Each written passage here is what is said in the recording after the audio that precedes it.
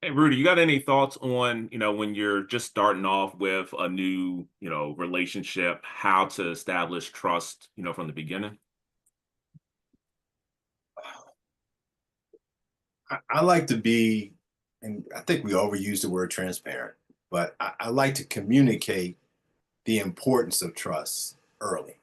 Yeah. And I don't want to assume that. And that Mm. becomes my way of modeling the importance because that's the trap I see. Lots of people feel like everybody's going to treat their work experience the same way you would. And so Mhm. I may come to work as a trusting person and expect all my employees to trust me the way I trust them.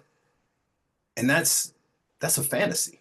And you got to realize that everybody doesn't have the same level of trust. They don't have the same investment.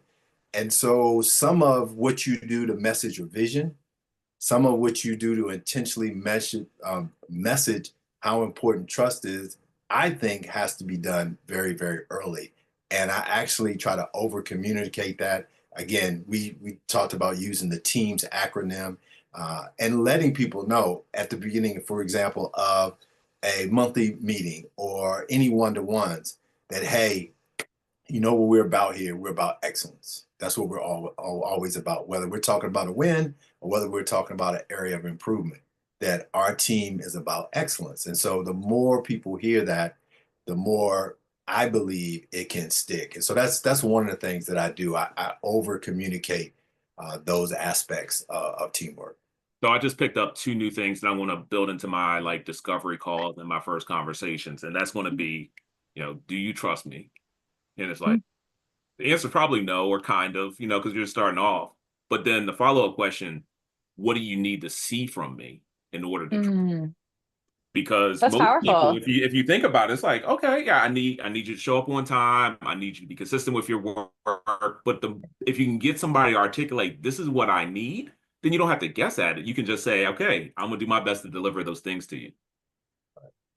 And that variation is the same thing we see in recognition. We always tell leaders and managers recognition is important for your employees, but how an employee wants to be recognized differs. In the same Mhm. way, how an employee develops trust for you is going to be different. And so I think asking them that is a way to unlock that and to have a more genuine conversation. Because I think most people raise their hand and say, no supervisor has ever asked them that. That variation is the same thing we see in recognition. We always tell leaders and managers recognition is important for your employees, but how an employee wants to be recognized differs. In the same Mhm. way, how an employee develops trust for you is going to be different. And so I think asking them that is a way to unlock. Mm.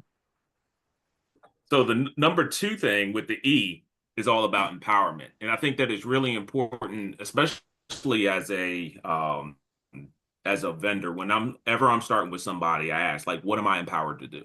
Because you don't want to violate somebody by doing things that are not in alignment with their expectations. How, when you're starting off with a client, do you understand what things that they're trusting you to do, and then what are the things that they really, you got to check with them before you're doing? Well, from my desk, it has been my experience that my clients would love for me to just go ahead and do it all for them, but that is not my shtick. Yep. So I need them to trust the process and trust that I will help them get to that point. Or I think what I'm sitting here thinking, I love that asking, do you trust me? And I think my question was, do you trust me to help you make money? Or do you trust Um, that this process will generate revenue for you? If we go through this, do you trust that you will see a return on investment? And that would be a very valuable question for me. And that is something that I am constantly internally striving to quantify and to qualify. All of the hours of work that I do are not necessarily something that are seen. It's not necessarily going to have that immediate return on investment. So do you trust that by the end of our contract, we will reach those milestones, we will have those accomplishments, you will have learned something in the process? So that I think is very interesting. So for me, empowerment, funny enough, I think my biggest opportunity for empowerment is to empower people to celebrate themselves and to market themselves and to acknowledge their own milestones. I work with a lot of people that work by themselves, so I want to empower you to celebrate a win by identifying what that win is, and I need you to trust me that this is a win. It's a win because we say so, and I want to empower you to celebrate that because we decided so. So that's what comes to mind in that example. And I love that because, leadership is something that goes two ways. So as the person that's hiring you, like they're empowering you. It's like, okay, Madeline, I'm going to trust you to come up with my strategy. I'm going to empower you to come up with some copy and some different things. But conversely, you have to empower them to be themselves and actually communicate because you know what it takes for somebody to be successful from a marketing standpoint. And they really have to trust you that you're going to, guide them, protect them, make sure that they don't do anything that they can't come back from. Yeah, absolutely. Yeah. So the number three thing is all about accountability. And, accountability is one of those things that I'm sure inside of your contracts, there's some real clear accountability about, what you're responsible for. And there's probably some accountability that for what the business owners accountable for. How do you handle accountability within relationships with clients?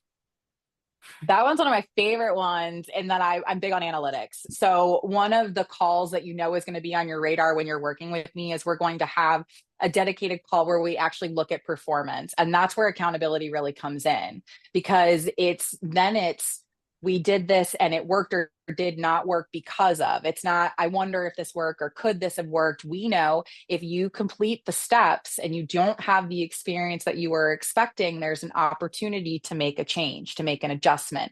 Or if we speculate that things are going to happen and then we have the accountability in reviewing those and it was accurate, then it's how do we scale? How do we keep going? So a big one for me, and how I also develop some of that trust, is you can trust that we're going to talk about your analytics and your performance month over month as we work together.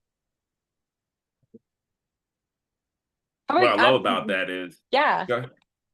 When we're talking about the different skills, we talk about driving results and you got to have clear goals, talk about delegation. But I think at that trust phase, that's where you actually have those conversations about this is what it's going to look like in the future. This is the numbers that are important that we're going to pay attention to. This is the assignments that you're responsible for that I'm responsible for. So there isn't any surprises. People can kind of have certainty around what the future is going to look like. And Dr. You shared something earlier that I think is really impactful, that some of these are habits we need to develop, and some of these are things that may not seem exciting or important each time we document them, like having a morning meeting and recording the morning meeting metrics.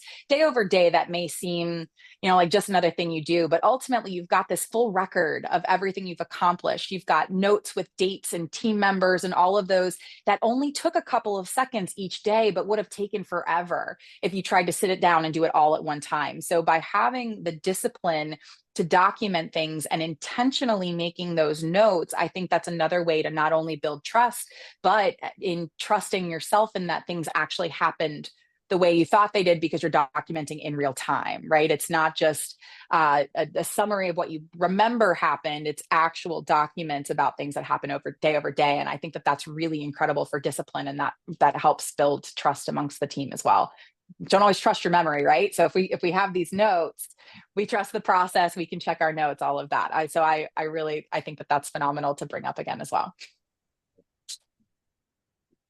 I would agree. Doran, I'll let you finish up, but I do want to come back to a point. So I think you're going to go through one last